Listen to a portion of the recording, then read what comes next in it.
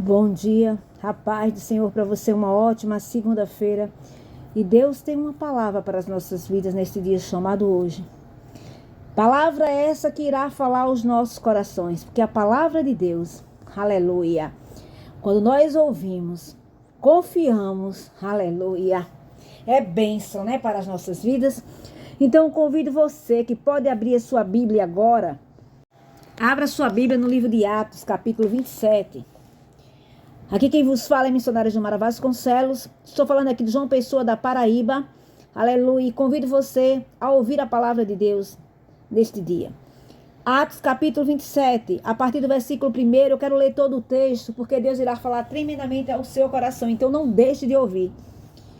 27, a partir do versículo 1, diz assim: Como se determinou que havíamos de navegar para a Itália, entregaram Paulo e alguns outros presos a um centurião por nome Júlio, da corte Augusta. E embarcando-nos em um navio adramantino, partimos navegando pelos lugares da costa da Ásia, estando conosco Aristarco, Macedônio de Tessalônica. E chegamos no dia seguinte a Sidom. E Júlio, tratando Paulo humanamente, lhe permitiu ir ver os amigos para que cuidassem dele, né? E partindo dali fomos navegando abaixo de Chipre, porque os ventos eram contrários. Eita, ventos eram o quê? Contrários.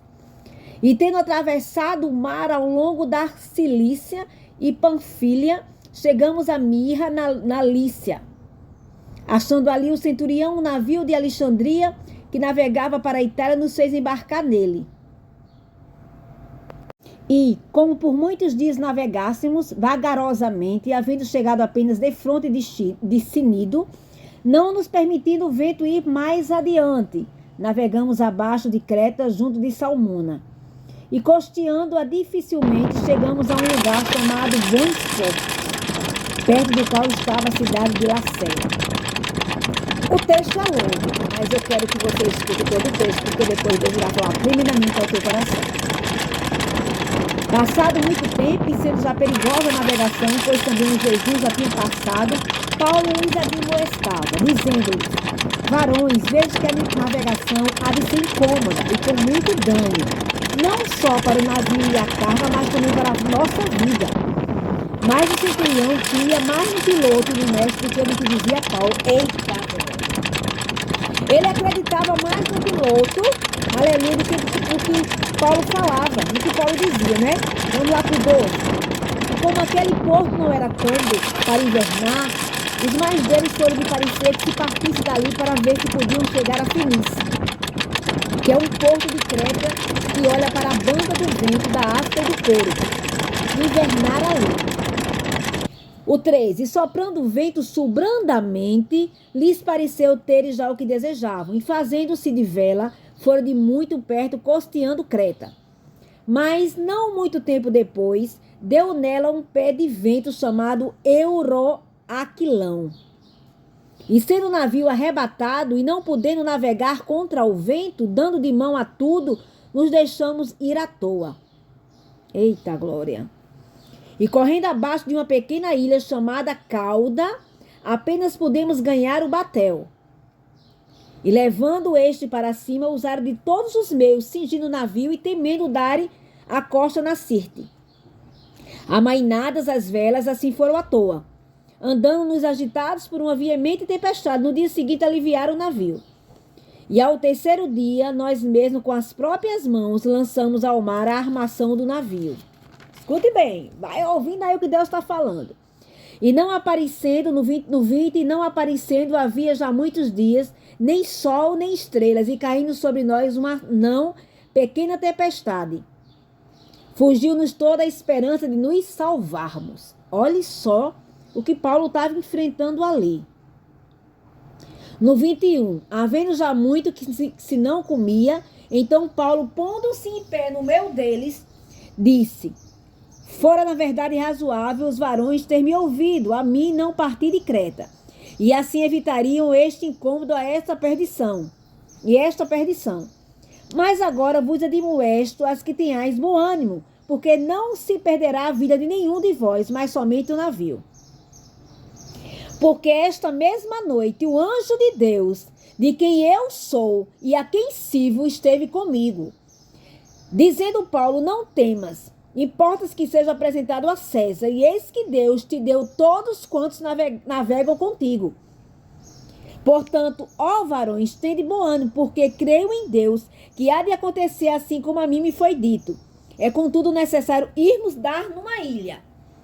Quando chegou a 14ª noite, sendo impelidos de uma e outra banda no mar Adriático, lá pela meia-noite, suspeitaram os marinheiros que estavam próximos de alguma terra. E lançando o prumo, acharam 20 braças. Passando um pouco mais adiante, tornando a lançar o prumo, acharam 15 braças. E temendo ir darem alguns rochedos, lançaram da popa 4 âncoras. Lançaram da popa 4 âncoras, desejando que viesse o dia. Procurando, porém, os marinheiros fugir do navio e tendo já deitado o batel ao mar, como que querendo lançar as âncoras pela proa, disse Paulo ao centurião e aos soldados: se estes não ficarem no navio, não podereis salvar-vos. Então os soldados cortaram os cabos do batel e o deixaram cair. E enquanto o dia vinha, Paulo exortava a todos a que comesse alguma coisa, dizendo: é já hoje o 14º dia que esperais e permaneceis sem comer, não havendo provado nada. Portanto, exorto-vos a que comais alguma coisa, pois é para a vossa saúde, porque nenhum cabelo cairá da cabeça de qualquer de vós. E havendo dito isto, tomando o pão, deu graças a Deus na presença de todos, e partindo começou a comer. E tendo já todos bom ânimo, puseram-se também a comer. E éramos a todos no navio 276 almas. Refeitos com a comida, aliviaram o navio, lançando o trigo ao mar. E sendo já dia, não reconheceram a terra, enxergaram, porém, uma enseada que tinha praia, e consultaram-se sobre se deveriam encalhar nela o navio.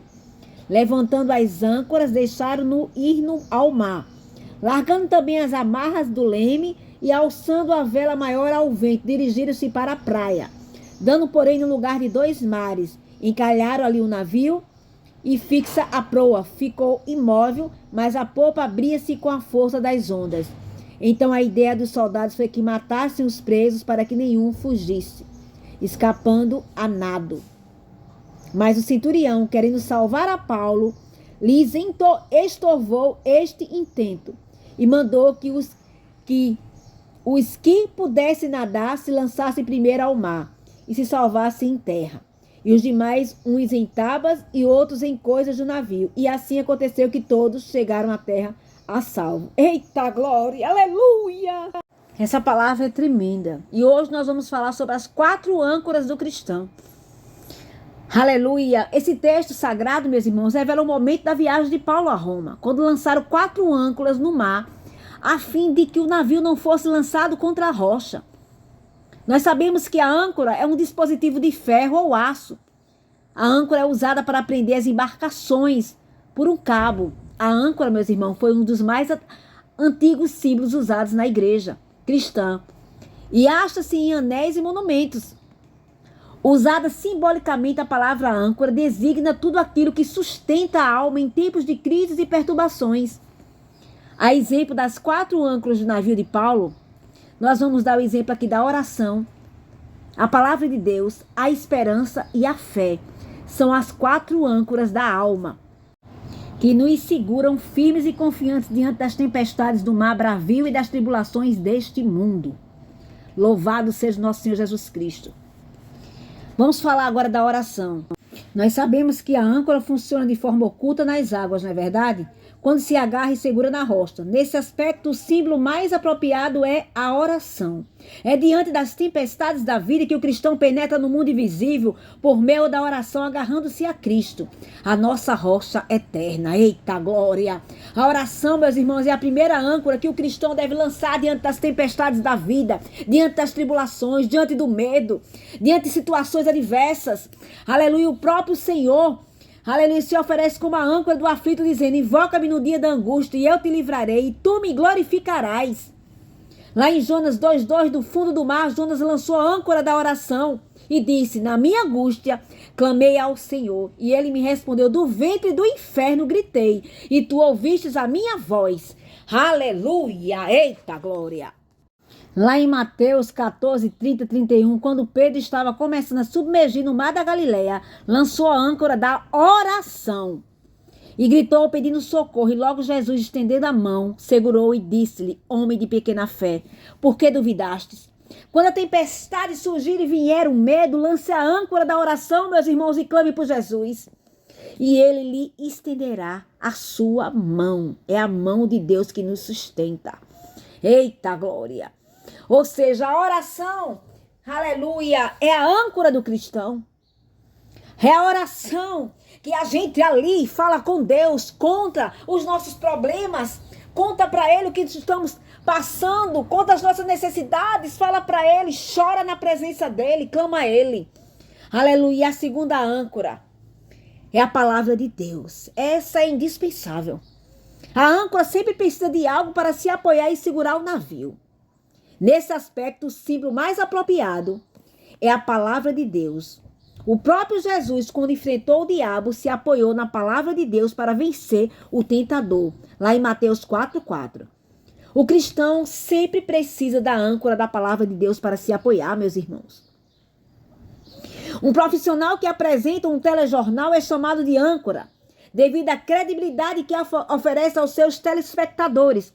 A palavra de Deus é a âncora que oferece credibilidade aos seus ouvintes. Provérbios 35. E se você abrir em Isaías 48, a Bíblia afirma: seca-se a erva e caem as flores, mas a palavra de nosso Deus subsiste eternamente.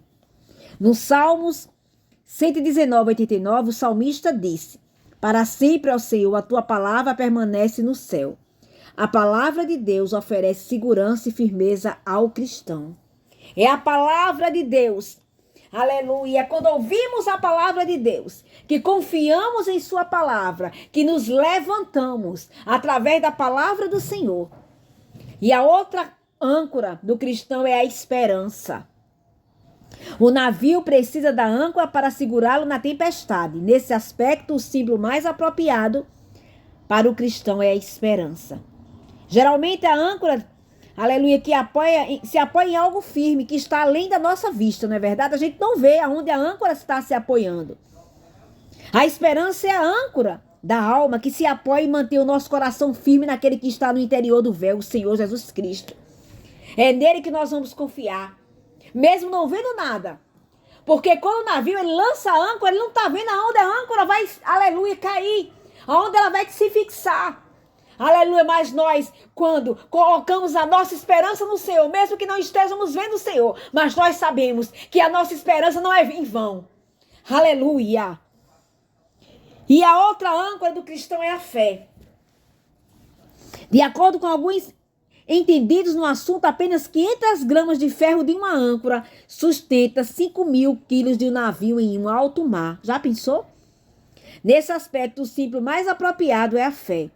Se a nossa fé, mesmo que pequena, for eficiente como um grão de mostarda, pode realizar grandes coisas a ponto de transportar montes. Mateus 17:20.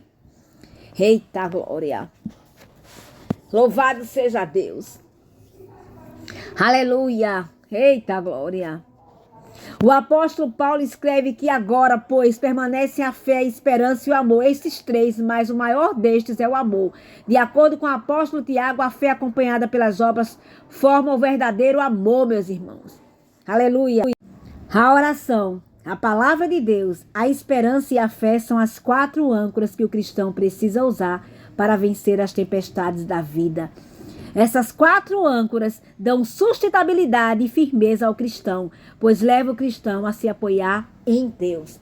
Neste dia chamado hoje. A palavra foi extensa, foi longa mesmo para que a gente mastigasse ela, para que a gente compreendesse o que Deus tinha para falar aos nossos corações.